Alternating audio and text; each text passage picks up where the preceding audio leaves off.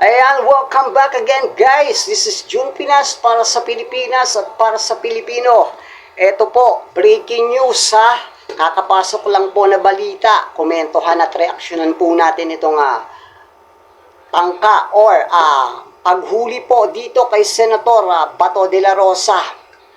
Former Senator Trillanes, meron na pong hawak na confirm po, meron na po siyang hawak na ICC warrant of arrest. Panoorin na po natin to guys. So pwede pang ayusin yan, sir. Ihapon today. Hindi na natin papalabasin yan si Bonsi. Andito ko dahil nag-request si Bato. Publicly, National TV, nasamahan mo ay mag-aresto. Nandito ko ngayon. You have the warrant, sir. You have the warrant. Ayan guys, narinig nyo, meron na raw pong hawak na warrant of arrest. Ito pong si dating Senator Trillanes.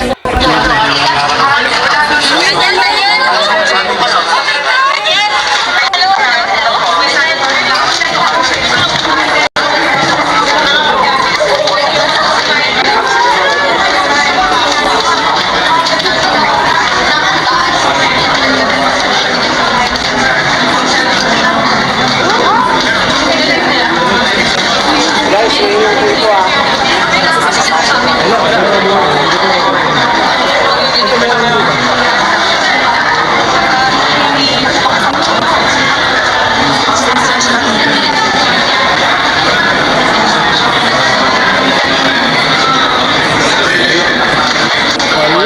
Walang lago kanina.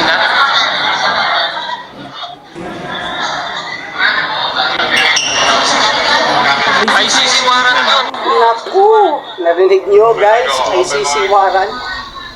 We are getting word based on the ambush interview that we were just showing you of former Senator Antonio Trillanes. Based on the exchange there, Trillanes said, sabi ni Bato, sasamahan ko daw siya, ako daw magpuposa sa kanya, kaya hinihintay ko siya. That is according to Trillanes, and he was asked, is it an ICC warrant? To which the former senator said, yes. Yes, ICC warrant. Andito lang ako kasi sinabi niya, ni-request niya na samahan ko ang pang-aresto. Kaya andito ko ngayon, aarestuhin siya.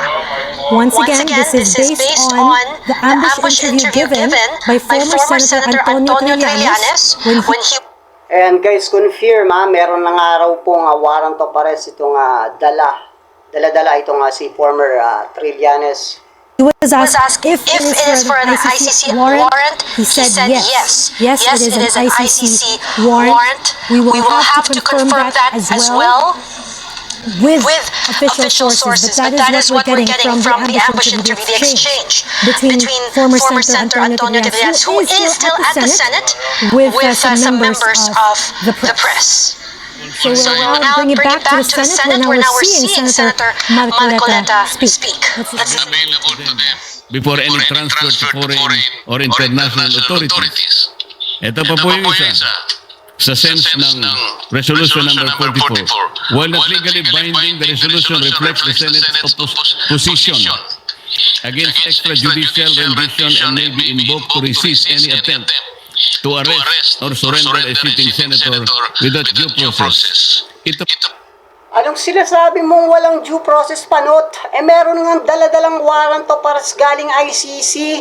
Gag talaga to po'y in-adapt natin, Mr. President. And there is irrelevant.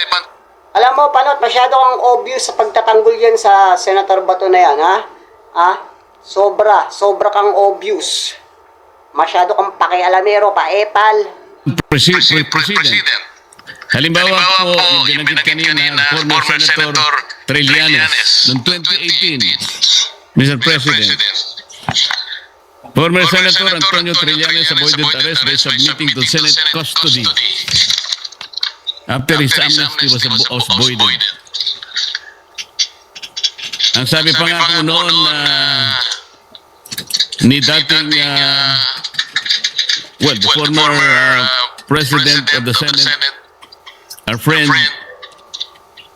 Vicente Soto III, maintained that no senator would be arrested within Senate premises to preserve the institution's dignity. Salita po ito ng ating colleague, Mr. President.